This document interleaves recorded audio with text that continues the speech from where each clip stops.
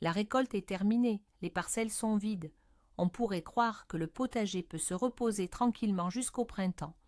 Mais et si je vous disais que c'est précisément maintenant, en automne, que la magie de la saison prochaine commence à opérer? Aujourd'hui, nous allons découvrir comment transformer une terre fatiguée en un oasis fertile grâce à 7 alliés précieux, les meilleurs engrais verts d'automne. Et croyez-moi, certains d'entre eux risquent de vous surprendre, mais avant d'aller plus loin, expliquons ce que sont exactement ces engrais verts. Pour faire simple, ce sont des plantes que l'on sème non pas pour leur récolte, mais pour la santé et le bien-être du sol lui-même. Ce sont de véritables médecins verts pour votre potager. Elles ameublissent le sol grâce à leurs racines profondes, l'enrichissent en azote et en matière organique, étouffent la pousse des mauvaises herbes et luttent même contre certains nuisibles et maladies. En somme, c'est le meilleur moyen de permettre à votre terre de se reposer et de reprendre des forces. Notre premier choix, et probablement la championne incontestée de la vitesse parmi les engrais verts d'automne, c'est la moutarde blanche. Si vous avez récolté tardivement et qu'il vous reste peu de temps avant les premières gelées, la moutarde est sans conteste votre meilleur allié. Sa croissance est tout simplement fulgurante. En seulement 1 mois à 1 mois et demi, elle parvient à développer une masse végétale luxuriante. Ce tapis vert, en plus d'être esthétique, sert de véritable couverture protectrice pour le sol. Il protège la terre du lessivage par les pluies et de l'érosion éolienne. Quant à ses racines, peu profondes mais très nombreuses, elles ameublissent parfaitement la couche superficielle du sol, essentielle à sa fertilité. Mais le principal atout de la moutarde réside dans ses propriétés phytosanitaires. Les huiles essentielles qu'elle dégage assainissent littéralement le sol.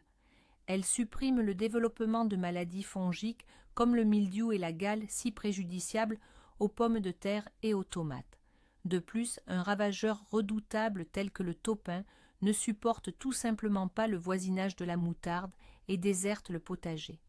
En outre, elle contribue à rendre le phosphore, souvent difficilement assimilable, sous une forme plus facile à absorber pour les futures cultures. Ainsi, la moutarde n'est pas qu'un simple engrais vert, c'est un véritable docteur pour votre potager. Passons maintenant au véritable poids lourd, à l'engrais vert par excellence pour les situations les plus complexes. Il s'agit du seigle d'hiver. Si la moutarde est un sprinter rapide, le seigle, lui, est un marathonien puissant. Sa véritable force réside sous la surface. Imaginez un peu, son système racinaire est capable de pénétrer jusqu'à 1,5 m, voire 2 mètres de profondeur. Ses racines, telles des milliers de petites tarières, transpercent même les sols argileux les plus denses et compactés. Elles y créent d'innombrables canaux par lesquels l'air et l'eau circuleront facilement au printemps vers les racines de vos légumes. De plus, le seigle est un véritable tyran pour les mauvaises herbes. Il se développe si densément et agressivement qu'il ne laisse aucune chance même aux chiens-dents de survivre. Il structure également superbement le sol et supprime le développement de nombreux micro-organismes pathogènes. Mais une telle puissance a aussi son revers de la médaille. Au printemps, travailler le couvert végétal dense qu'il forme peut s'avérer très difficile. C'est pourquoi les jardiniers expérimentés conseillent de le faucher 2 à 3 semaines avant le travail principal du sol, afin que la partie aérienne et les racines aient le temps de sécher et de s'assouplir. Et maintenant passons à l'engrais vert le plus beau et sans doute le plus polyvalent de notre liste, la facélie. On l'appelle souvent herbe aux abeilles, grâce à ses délicates fleurs lilas et son feuillage fin et découpé qui égaye le jardin jusqu'aux premières gelées. Mais sa valeur essentielle ne réside pas seulement dans sa beauté, mais bien dans une particularité unique. La facélie est en effet sans lien de parenté avec nos cultures potagères habituelles, comme le chou, les tomates ou les concombres. Quel est l'avantage? Eh bien, elle n'accumule pas dans le sol les maladies, ni n'attire les ravageurs communs à ces cultures. Cela fait de la facélie un précédent cultural idéal pour absolument n'importe quelle parcelle. Après elle, vous pouvez planter ce que vous voulez, sans craindre de léguer au sol une maladie quelconque. De plus, son système racinaire très ramifié aère et décompacte merveilleusement le sol, le rendant léger et perméable à l'air. Et bien sûr, il ne faut pas oublier que la facélie est l'une des meilleures plantes mellifères. En la semant, non seulement vous enrichirez et assainirez votre terre, mais vous attirerez également dans votre jardin de nombreux insectes pollinisateurs utiles, un atout majeur pour le printemps. Continuons notre tour d'horizon des engrais verts et arrêtons-nous cette fois sur l'avoine, véritable cheval de trait fiable pour le jardin. Là où le seigle se profile en combattant agressif, l'avoine, elle, se distingue par sa douceur et son efficacité remarquable. Sa mission principale est d'enrichir le sol en matière organique, mais aussi de lui apporter des éléments nutritifs essentiels comme le potassium et le phosphore, absolument cruciaux pour vos futures récoltes. Après son passage, la terre se métamorphose. Elle devient étonnamment légère, friable et incroyablement aérée. Une structure que les légumes racines, tels que les carottes, les betteraves ou les panais, apprécient particulièrement. Dans un sol aussi ameubli, il se développe droit, gros et magnifiquement régulier. Et ce qui est loin d'être négligeable, contrairement au seigle, l'avoine demande bien moins de travail au printemps. Elle ne forme pas un feutrage racinaire aussi dense et s'incorpore avec bien plus de facilité au sol. Cependant, c'est sans doute en équipe que l'avoine révèle tout son potentiel. Elle est le partenaire idéal pour les légumineuses utilisées comme engrais verts, dont nous allons parler à l'instant. Elle leur offre un support végétal, les empêchant de verser au sol, et crée ainsi un magnifique duo vert qui œuvre sans relâche pour la vitalité de votre potager. Passons maintenant au 5e point, que l'on peut sans hésiter qualifier de petite mais très productive usine à azote pour votre potager. Il s'agit de la vesse, souvent appelée pois de souris dans le langage courant. Comme toutes les légumineuses, la vesse est capable de véritables merveilles. Sur ses racines vivent et travaillent des bactéries nodulaires spécifiques. Ces alliés microscopiques captent l'azote directement de l'air ambiant, un élément inaccessible à la plupart des plantes, et le transforment en une forme facilement assimilable, l'accumulant ainsi directement dans le sol. En somme, vous obtenez le meilleur engrais, azoté qui soit, naturel et entièrement gratuit. Mais, comme nous l'avons déjà mentionné, la vesse est une excellente plante compagne. Il est rare de la semer seule. Le mélange vesse et avoine est d'ailleurs le duo classique et le plus efficace. Dans ce tandem, l'avoine, avec ses tiges robustes, lui offre un support fiable, évitant aux fines pousses de la vesse de verser et de pourrir. La vesse, quant à elle, partage généreusement l'azote qu'elle a accumulé avec le sol et son voisin.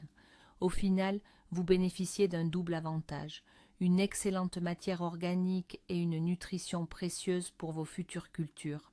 En 6e position de notre classement, voici le radis fourragé.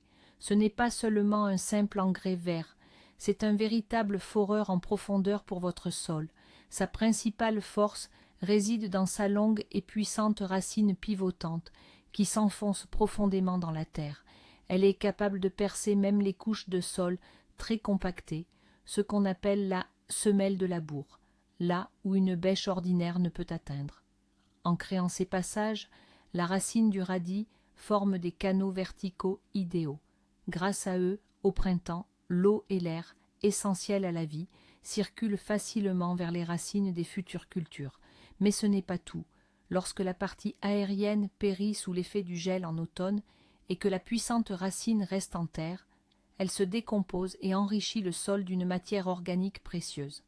De plus, agissant comme une pompe, elle remonte des profondeurs des micro-éléments bénéfiques, inaccessibles aux plantes dont le système racinaire est moins profond. Ainsi, le radis fourragé ne se contente pas d'ameublir le sol, il enrichit aussi la couche fertile supérieure. Et pour conclure, voici notre 7e et dernier candidat, qui pourrait bien vous surprendre. Souvent admiré pour ses fleurs magnifiques et éclatantes, il cache en réalité un talent insoupçonné, celui d'être un engrais vert de premier ordre. C'est le lupin. On pourrait même le qualifier de véritable architecte des sols. Comme la vesse, il fait partie des légumineuses et a cette capacité remarquable de fixer l'azote dans le sol. Mais sa véritable superforce, son avantage unique, réside dans sa capacité à désacidifier les sols. Le lupin peut pousser et prospérer même sur des terres très pauvres, sableuses et acides, là où la plupart des autres plantes ne survivraient tout simplement pas. Grâce à ses racines puissantes, il ne se contente pas d'ameublir la terre, Il transforme également les phosphates difficilement solubles en une forme assimilable par les plantes. Ainsi, si une analyse de sol a révélé que votre parcelle est acide, le semis automnal de lupin annuel sera la meilleure solution naturelle à ce problème. Au printemps, vous obtiendrez une terre non seulement enrichie en azote, mais aussi plus équilibrée en acidité, saine et prête pour vos nouvelles plantations. Mais le plus incroyable, c'est que toutes ces plantes ne sont pas un simple engrais vert. C'est un véritable écosystème que vous créez de vos propres mains. Elles ne se contentent pas de nourrir la terre, elles la soignent, la structurent et la protègent. C'est un peu comme envoyer votre sol en cure de remise en forme pour l'hiver, afin qu'il revienne au printemps reposé et plein de vitalité. Vous ne jetez pas simplement des graines, vous investissez dans la santé de vos futures récoltes. Pour récapituler, nous avons aujourd'hui passé en revue 7 alliés précieux pour la restauration automnale de votre sol, de la moutarde à croissance rapide et du seigle robuste, en passant par la facélie polyvalente et le lupin désacidifiant. Chacun d'eux a ses propres atouts et le meilleur choix dépendra de l'état spécifique de votre terre. Merci d'avoir regardé cette vidéo jusqu'au bout.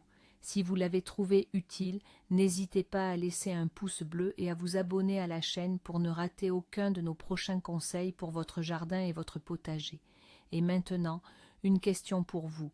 Quels engrais verts semez-vous à l'automne? Ou peut-être envisagez-vous de vous lancer? Partagez votre expérience ou vos projets dans les commentaires, discutons-en.